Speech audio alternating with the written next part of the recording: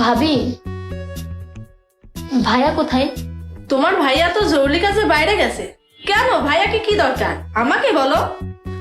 ভাবি, আমি একটু বাইরে যাচ্ছি, কিন্তু তুমি প্লিজ ভাইয়াকে কিছু বলবে না। আমি যাবো আর আসবো, ঠিক আছে? আরে অপু শোনো,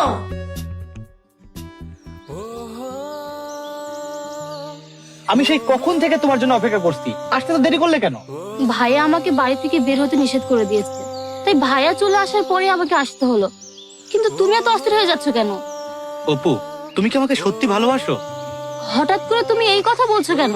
আর আমি তোমাকে সত্যি ভালোবাসি কিনা সেটা কি এখন নতুন করে আমার মুখে বলতে হবে? তুমি কি বুঝতে পারো না, একটা দিন আমি তোমাকে না দেখে থাকতে পারি না। আর আমি তো আমার নিজের কাছে প্রতিজ্ঞা করেছি যে আমি সারাটা জীবন তোমার সাথে থাকবো। কিন্তু সেটা কিভাবে হবে? তোমার বংশে নাকি প্রেমের বিয়ে নিষিদ্ধ।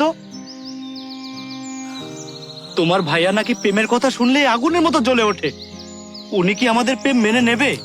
হ্যাঁ, আমি জানি সেটা, কিন্তু আমি তো তোমাকে ভালোবাসি। আমি তোমাকে না পেলে আর কারোর হতে পারবো না। শোনো, আমার ভাইয়া নাকি আমাকে বিয়ে দেওয়ার জন্য ছেলে দেখছে। ভাইয়া নাকি একটা ছেলে পছন্দ হয়ে গেছে, আর তার সাথে নাকি আমাকে বিয়ে দিতে চাই।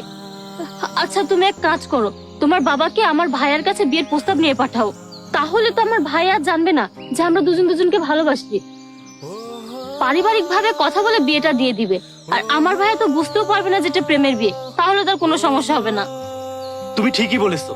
আর আমার বাবাও তো তার বৌমা খুঁজছে। আমি আজই আমার বাবাকে সব জানাবো।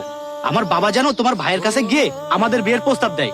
আর আমাদের বংশ পরিচয়, নাম ডাক, সয় সম্পত্তি সব দিক থেকেই তোমাদের উপযুক্ত।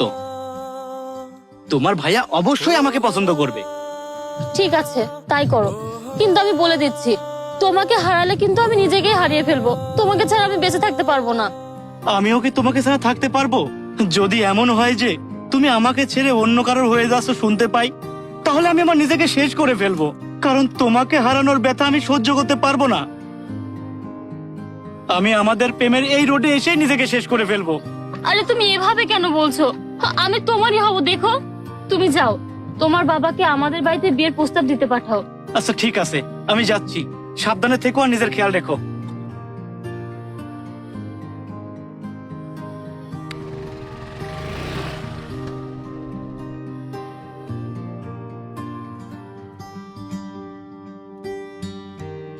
বাবা, কোথায় যাচ্ছ?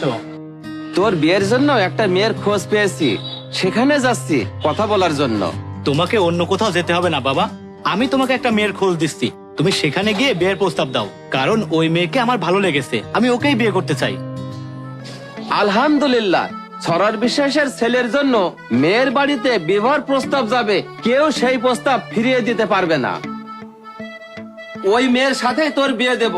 তুই মেয়ের বাড়ির ঠিকানাটা দে, আমি এখনই যাচ্ছি।